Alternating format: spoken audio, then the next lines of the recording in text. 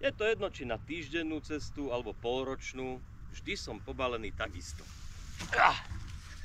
Tak napríklad tu vpredu, v tomto nepremakovom vaku, mám topánky, ktoré zvyčajne teda využívam iba keď prší alebo je mi zima. Ale mám ich so sebou a je to naozaj dobrá vec. Okrem toho tu mám ešte asi jedno alebo dve trička, nič viac.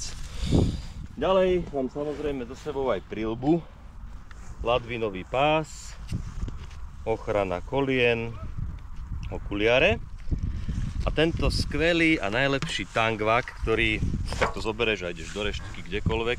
Ja mám také najdrahšie veci, napríklad teda tu mám denník, ktorý si píšem stále, peňaženku, zubnú pastu, kefku, powerbanku, lebo nabíjanie mi odišlo, čelovku, rukavice, šach, vidličku, krém na opalovanie.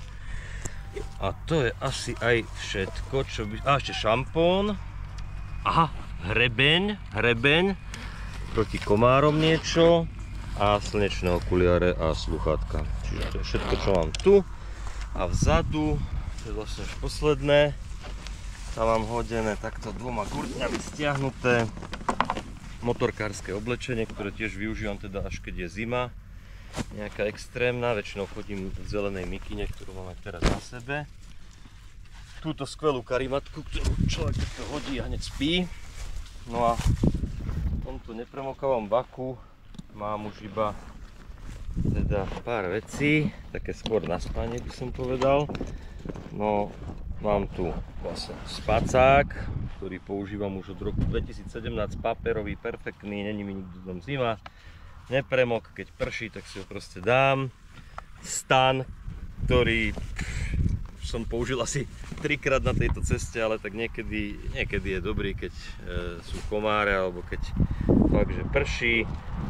A ešte, čo tu mám? No a ešte tu mám vlastne žlté plavky od Peťa, ktoré sú ako niečo ako môj talizmán, ktoré nosím všade so sebou. Aj tento vankúšik od Aminky, ktorý mám tiež ako talizman. Čiže to je všetko, čo mám pobalené a úplne to stačí. Ale napísal som si do svojho super denníka ešte, že čo mi chýba. No lebo to si vždy tak píšem, že čo mi tak chýba na tej ceste. Tak som si to spísal. No a chýba mi hrnček, nejaký kovový, ktorý by som tu mal pripnutý. Nožík s nožničkami, ale ten má našťastie Marek, takže mu ho kradnem. Zapalovač benzínový a lyžica. Lyžica mi chýba. No a to je všetko, čo človek potrebuje na týždeň, pol roka, rok, do nekonečna. V podstate dá sa takto žiť s týmito vecami.